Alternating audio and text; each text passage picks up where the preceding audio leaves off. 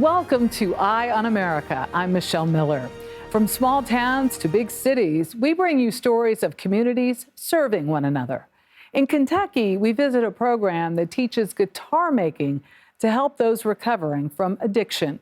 And we sit down at the dinner table for food and conversation about raising a multicultural family.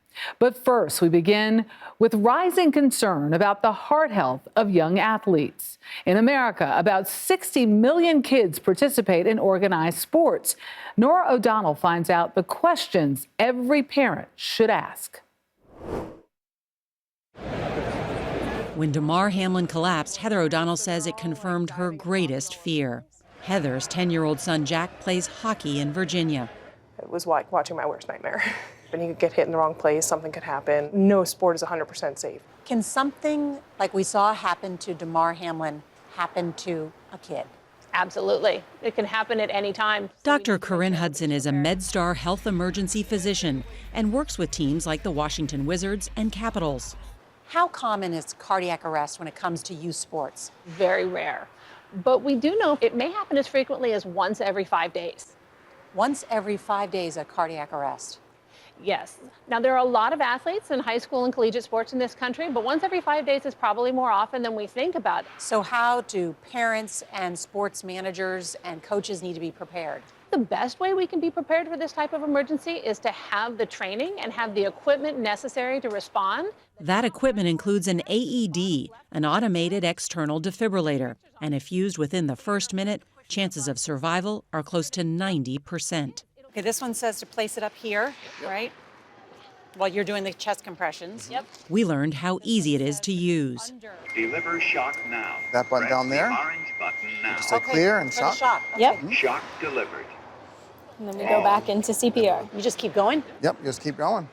Dr. Hudson says parents should know where the closest AED is, always have a way to call 911, ask your coaches if they know CPR, and make sure your school or club has an emergency action plan. Do you think for most youth sports, the coach or some parent knows how to use an AED? I think that if they don't, they probably should. You can learn how to use an AED in less than 2 minutes. Anybody can do these skills. Sticking to the theme of protecting our children, we turn to the epidemic of gun violence in America. In 2022, more than 6,000 children nationwide were killed or injured by firearms. Jerika Duncan revisits the Chicago kids she met 7 years ago to discuss the emotional toll and their efforts to make a safer future. You don't have to see the wounds from gun violence to experience the pain of living through it, especially when you're young. I think Chicago has been labeled helpless by the nation. I'm more careful now. What is the right way to move in Chicago? Just knowing where you at all times. Jakari Brown, Jeremiah Bell, Dejanay Polk, and Tashara Winters found refuge here at the Marillac House. Gun violence is really, I feel like it has a hold on our city for real. I first met them at the Westside Community Center in 2014. That's you. And that's crazy. At that time, they ranged in age from 9 to 15. How many of you guys have been exposed to some type of violence in this neighborhood? Jeremiah was the youngest. He told me about the loss of his father. He got shot when he was going to a store. Do you talk about it often? No, I just try to forget it. When you think about what you felt, what you experienced at 9, how has that shaped you at 16? I mean, well, first off, that shouldn't be something that, any kid should have to go through, but it's gonna mold you, and it's gonna change your, perspective on people around you. Back then, Jakari expressed fear. Do you feel safe? At home, but not outside. In 2021, he was arrested for carrying an illegal gun. The case was later dropped. Tell me about what went into that decision. Just a lot of violence going on around me. Seeing a lot of people that's my age, my brother's age, getting killed at a young age. So it's like, yeah, let me get a gun. At just 14, Dejanay couldn't conceal her caution. When a car goes slow, I'll dial 911 on my phone. I'm very aware of my surroundings. The violence here has robbed them of a childhood free of tragedy.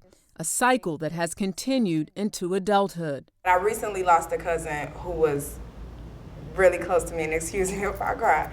How many more people have you lost to gun violence since the last time we spoke? I'll say at least about 20. 20? I couldn't tell you. You couldn't tell me. It's been that many. It's been 7 years. I cannot tell you how many people I've lost to gun violence since then. I don't know. So where does that leave you all 7 years from now? Trying to make change within. Make change to create the future that they want to see. Up next, we head to Kentucky, where one man is using guitars to help people kick addiction. This is Eye on America.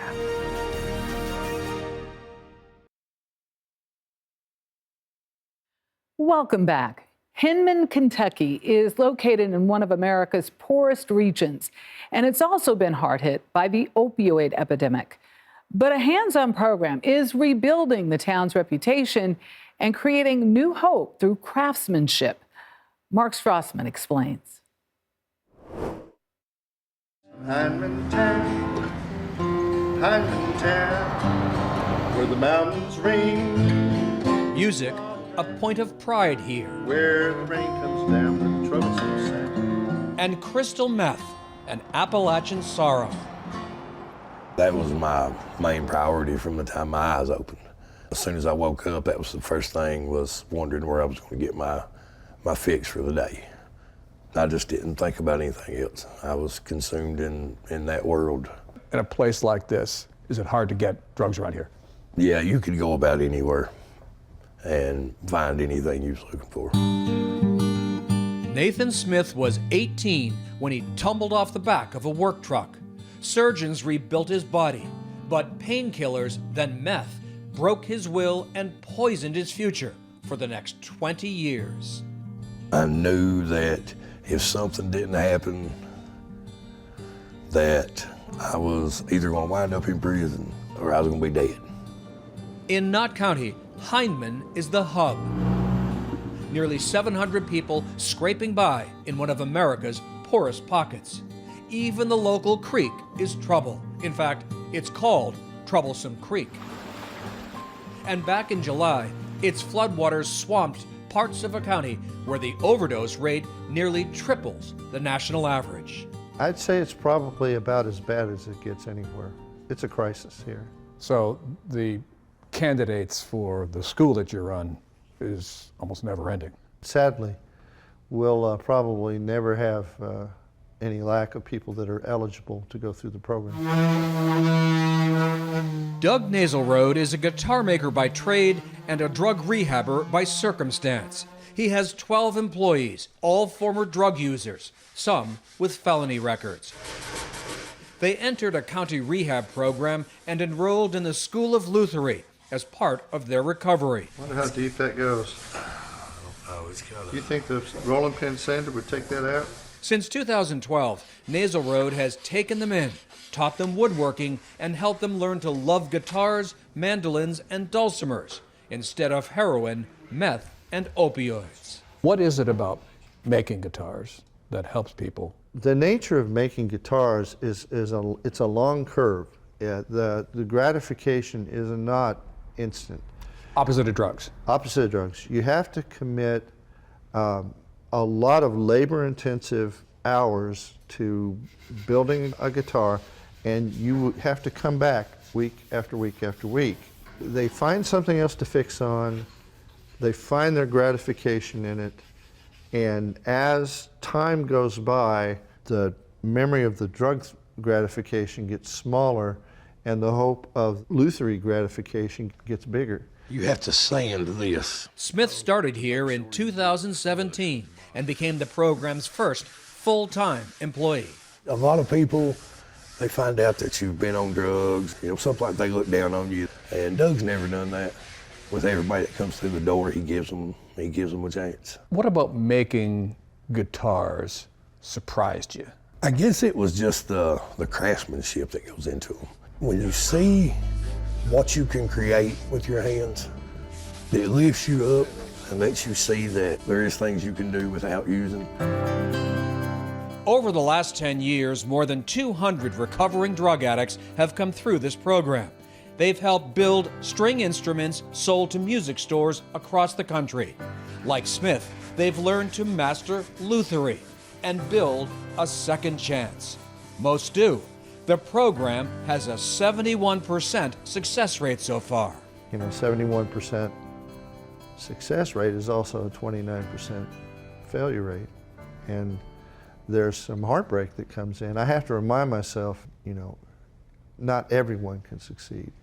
Some people are just not able to break free. I have hope that in their lifetimes they will be, but maybe not necessarily while they're with us. They redone the building we moved into. Smith is one of the success stories. He's remarried, started a new family, and became the father he always wanted to be to his 3 children. Everybody deserves a second chance, and all of us that got a second chance have turned our life around and turned it into something amazing. We make these amazing instruments. 5 years sober. Yes. Congratulations. Thank you. Proud of you. Thank you. Keep it up. Thanks. I want to fly like a bird. In, of all places, a guitar shop. They've strung together new hope and left what was troublesome to the creek. When it comes to hope, I can sure use me some. We now head west to investigate the economy of cannabis. Marijuana has been legal in California for the past 6 years, and despite that, the underground market is still thriving. John Blackstone reports on the cost of these illegal operations. In what can look like a military operation, enforcement officers of the California Department of Fish and Wildlife make their way through dense brush of the Santa Rosa Plateau Ecological Preserve. In densely populated Southern California, this nearly 9,000-acre wildland is largely set aside for wildlife. But it's also proved to be a popular place for illegal marijuana growing. This is probably several thousand plant grow that was harvested. Lieutenant Lyle Chan heads the Fish and Wildlife team that's come in to clean up the mess left behind after growers have been captured or fled. Is this typical of what you find? This is pretty typical. This looks like a layup spot or sleeping quarters. So you can tell by there's a cot here and a cot over there. So at least 2 individuals were living here at one time. This site went undiscovered for at least a year, much of it hidden under the trees with camouflage tarps. So they'll harvest it on site, dry the cannabis plant, and then they'll trim the flower off and package it into 1-pound bags ready to go. Full operation. Full operation from start to finish. It is exactly the kind of illegal growing that was widely expected to disappear when California voted to make marijuana legal back in 2016. The idea was that you legalize it and that'll drive out the illegal industry. Daniel Sumner is an agricultural economist at the University of California, Davis. Are there regulations in California working? I would say nobody thinks they're working. Sumner is co-author of a book subtitled The Blunt Realities of Cannabis Economics. And the reality is, illegal growing still makes economic sense. They're making money. They are selling it without taxes, without regulations. And often, illegal sellers have a long-established customer base. And now they're told, go down to the mall, buy it from somebody you don't know, because it's government approved. And why should I do that? And the government said, oh, so you can pay twice as much. So the average traditional buyer of weed said no thank you. If putting the illegal growers out of business means closing that gap between the legal and illegal price, are there states that have done a much better job of lowering that gap? There are a number of states, Washington, Oregon, Colorado, have lower retail prices than California. Like everything else, the customer is always right. And here the customer is a user of weed, and they will turn to the legal weed when it's cheaper for them. So I would say focus on that retail price. Do what you can in terms of regulations, keeping a sound system. I'm not saying no regulations, but doing what you can to reduce that retail price gap. That's really key. Back on the Santa Rosa Plateau, the cost of illegal growing can also be measured by the damage done to the environment. It's heartbreaking and it's frustrating to know that we have spent so much time and money trying to protect this land. Jennifer Nguyen is an environmental manager with California Fish and Wildlife. You know, at the heart of our mission is to protect California's plants and animals, and this comes as no surprise. It's been happening quite regularly, but it's frustrating.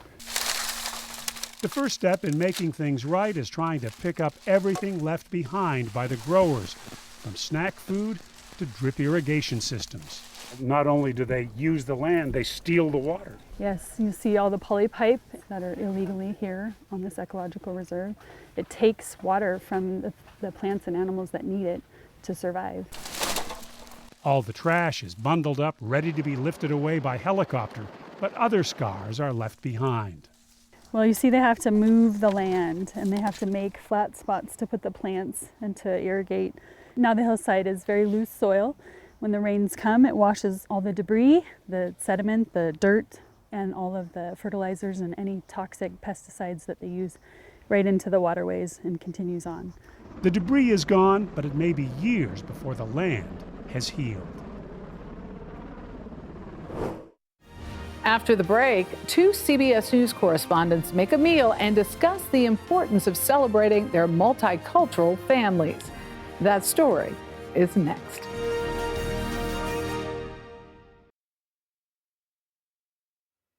We close our show with an important conversation for parents and kids alike. Multiracial children are one of the fastest growing segments of the U.S. population. Our Vladimir Duthier seeks advice on how to raise children with a diverse heritage. Hi! On most days, Weijia Jiang is talking about the White House. Here in Washington. But today, we wanted to talk to her about being a mom to infant Jack Lee. You want to go first? And 4-year-old Frances May, or Frankie, who she's raising to embrace their cultural heritage by means of language, traditions, and food. I think that's such a big part of raising biracial children, is making sure that they have an understanding of the food that they eat, of the culture it comes from. We set out to cook a few recipes passed down to her by her parents, who owned a restaurant while she was growing up. My mom made me a lunch box when I was a new kid at a new school in 5th grade. So I'm so excited to eat this food. And of course, when you open the lid in the lunchroom, you just hear, ew. Right. Some kids don't feel like they belong. Psychology professor Natalie Brito was born in Okinawa to Japanese and West African parents and was raised there and in the United States. And her husband, whose heritage is Iranian, German, and Italian, grew up in Saratoga Springs, New York. They're raising children together, too. I remember bringing school lunch boxes or bento boxes and having a lot of kids tease me about that. I recall sometimes throwing the food out, even before you open it, because you don't want kids to sort of look at you and make you feel other. So I don't think conversations around culture or racism are that different from our everyday conversations. I think as adults and as parents, we sometimes feel like these are heavier topics and that, we should wait to talk to them about these things. It may be hard for some to imagine, but as a kid, I was shy and introverted, a child of immigrants, speaking French before I learned English, having a difficult name for some to pronounce, often led to feeling like an outsider. I wonder if those conversations, parents should have them with children even before they start school. It might not be sitting down and talking about, anti-Blackness or racism, but it could also be in the form of celebrating your own culture and diversity and embracing your own family heritage. Back in the kitchen, Weijia did just that. And those dishes that kids once laughed at are the ones that are bringing her the most comfort today, including braised pork and steamed fish. I'm just going to cut a little bit. We're going to steam it. Bon appetit. We sat down for our meal joined by Luther, Frankie, and Jack. What were you thinking about when you were thinking about naming your children? We actually chose Frankie's middle name first, which means it's May, M-E-I, which means beauty. I remember in grad school, one of my professors said, you're probably going to have to change your name because no anchor is going to be able to toss to you in the field and say, and here's Ouija Jang. And I thought, well, that's their problem. You did Ouija, you thought that way. Yeah, so I never considered changing my name. We're very privileged in the sense that, you know, our children are getting to grow up in such a diverse place like Washington, D.C. You have to prepare your children for the day when there will be some kind of crude remark. Ouija is speaking to Jack in Mandarin. I love that. I realized that language is a gift that you can give your children. And so I am making much more effort to only speak Chinese to Jack. Professor Brito supports this approach. It's actually best for language development, it's best for brain development. And kids who are stronger in that heritage language early on actually are better at learning English. So is this a smart thing to do for parents to think about this? Really important for us to be having these conversations coming from multicultural backgrounds, but I think it's even more important for families who might not have multicultural backgrounds to have these conversations, right? I think conversations around culture, around racism, around discrimination are conversations that all families should be having, and if all families are having these conversations, it'll make it a lot easier for our kids to kind of navigate those experiences. It's so easy to get caught up in all the things you think you're doing wrong. But just being there and loving that baby is the only thing they really need. For more stories like these and live coverage of breaking news 24/7, stream us right here on CBS News. I'm Michelle Miller. Thank you for watching Eye on America.